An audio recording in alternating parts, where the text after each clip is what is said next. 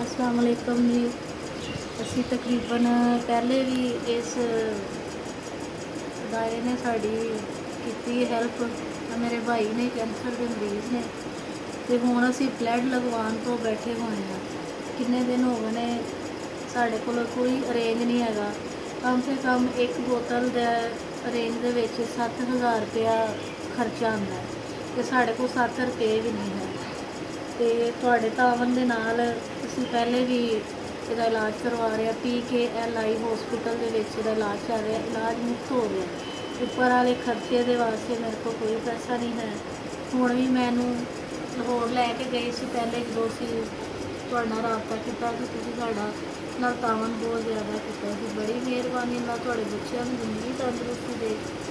ਤੇ ਹੁਣ ਵੀ ਮੇਰੀ ਰਿਕੁਐਸਟ ਇਹ ਵੇ, ਮੈਂ 2 ਬੋਤਲਾਂ ਲਗਵਾਉਣੀਆਂ ਨੇ ਤੇ ਸਾਡੀ ਹੈਲਪ ਕਰੋ। अस्सलाम वालेकुम। सानू बैग की भी ज़रूरत है, फ़ोन की भी ज़रूरत है, लेकिन ये कि चलो फ़ोन भी लगेगा, फिर असी लाहौर भी जाना है। साढ़े काफ़ी ज़्यादा खर्चे ने तो, लेकिन साढ़े को इन्ने पैसे नहीं है।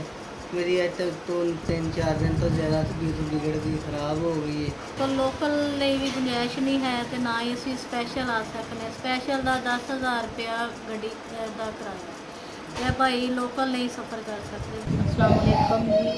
ਅਸੀਂ ਸ਼ੁਕਰਗੁਜ਼ਾਰ ਹਾਂ SBS ਵਾਲਿਆਂ ਦੇ, ਕਿਉਂਕਿ ਉਹ ਪਹਿਲੇ ਵੀ ਸਾਡੇ ਨਾਲ ਤਾਵਨ ਕਰ ਰਹੇ ਨੇ ਤਕਰੀਬਨ ਕਾਫੀ ਮਹੀਨਿਆਂ ਤੋਂ।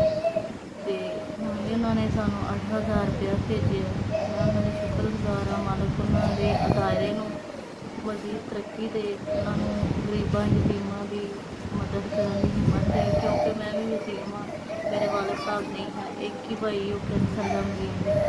ਤੇ ਇਹਨਾਂ ਦੇ ਤਾਵਨ ਦੇ ਨਾਲ ਹੁਣ ਮੈਂ ਸੁਬਾਹ ਉਹਨਾਂ ਨੂੰ ਬਲੱਡ ਲਗਵਾਵਾਂਗੀ ਇਹਨਾਂ ਪੈਸਿਆਂ ਦੇ ਨਾਲ। ਮਾਲਕ ਉਹਨਾਂ ਨੂੰ ਜ਼ਿੰਦਗੀ ਤੰਦਰੁਸਤੀ ਦੇ ਜੀ। ਬੜੀ ਮਿਹਰਬਾਨੀ ਜੀ, ਇਹਨਾਂ ਦੇ ਬੱਚਿਆਂ ਨੂੰ ਜ਼ਿੰਦਗੀ ਤੰਦਰੁਸਤੀ ਦੇ, ਇਸ ਅਦਾਰੇ ਨੂੰ ਮਜ਼ੀਦ ਹੋਰ ਤੌਫੀਕ ਦੇ, ਸਾਡੇ ਵਰਗੇ ਲੋਕਾਂ ਦੀ ਖਿਦਮਤ ਕਰਨ ਦਾ। ਜਜ਼ਾਕੱਲਾ ਜੀ।